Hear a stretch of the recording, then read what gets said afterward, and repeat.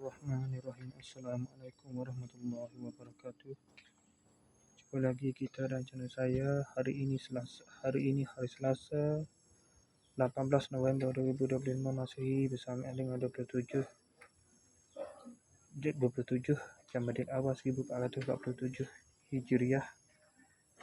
Okey, sekarang ni pukul 6.36 petang. Seperti biasa, video dalam report kita untuk hari ni. Hari ni bagi siapa bagi duduk Cina belakang lagi setakat ni. Siapa Malaysia pada dah. Cuma untuk sebab tangan lagi dah tak boleh. Detik untuk apa lagi. Mungkin dah besok terus pada dah. Lebih kurang.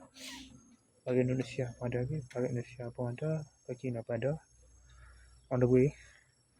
Okey, untuk seperti biasa untuk sekarang ni pukul 6.36 petang. Okey, seperti biasa video dalam report kita untuk hari ini.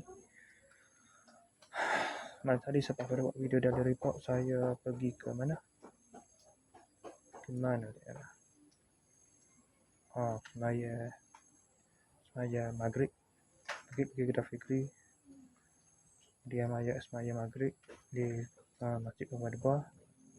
Kemudian semaya Syak di Surau Al-Madbah. Lepas tu pergi ke Pasar sekejap.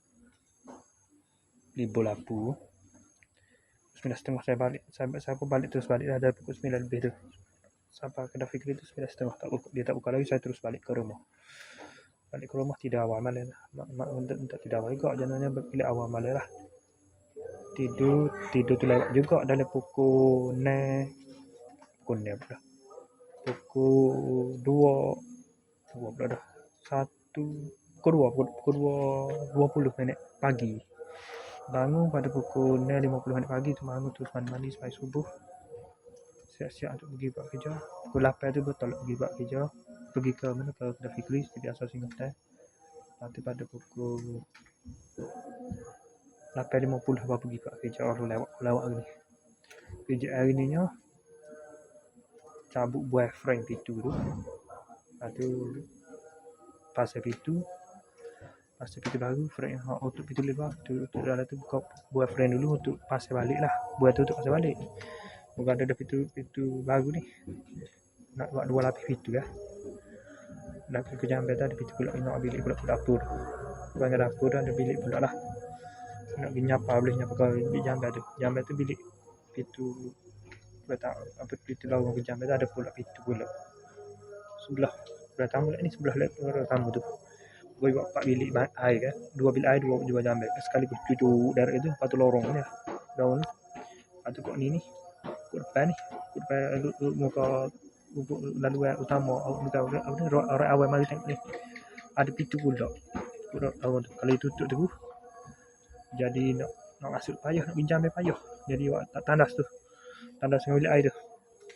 Okey. Lepas tu sambung balik Mehu tu sikit lebih kurang. Lepas tu sambung paip jambat tu lah kejap hari ni. Tak berat mana hari ni. Tapi kan lah gitulah. Lepas tu back kiri repair balik lah. Nak akak sikit frame kat cabut tu, nak akak sikit tinggi. Ikat batal dah sikit. Lepas tu sekadar itulah kerja hari ni. Siap pada pukul, tapi lama juga main konten loleh gitu. Siap pada pukul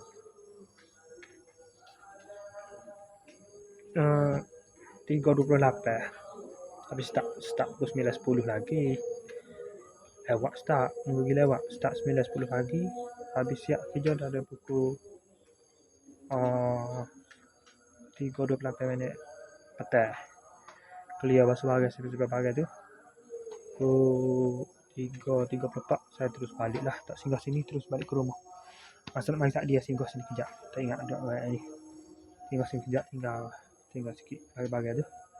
Bagai nak semaya kan, semaya tinggal sini lah.